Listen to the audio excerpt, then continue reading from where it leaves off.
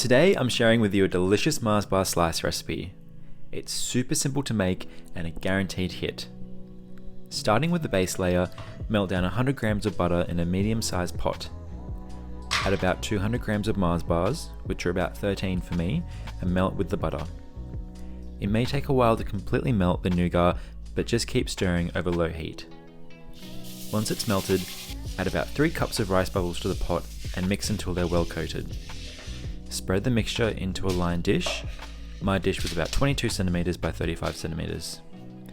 Make sure the mixture is packed and leveled and then put into the fridge while you make the caramel layer.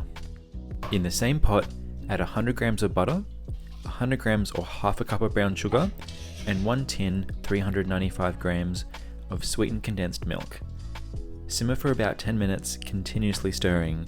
The mixture should turn into a light caramel color with gentle bubbles. I like to add a little salt to my caramel, but that's optional.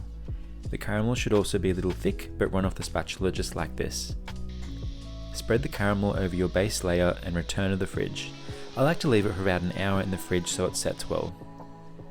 Finally, let's finish this slice off with some chocolate. Now this part is up to you. I use 2 blocks of chocolate, 1 milk chocolate and 1 dark chocolate. I find the dark chocolate balances the milk chocolate out perfectly as the caramel layer is a bit sweet. Use whichever chocolate you like, but it should total about 360 grams. I'm melting down my chocolate in a pot. I suggest adding 2 tablespoons of oil such as coconut oil, as it helps to keep the chocolate layer from cracking. You can melt your chocolate however you like.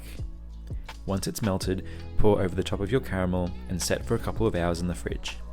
Cut into as many slices as you like and enjoy.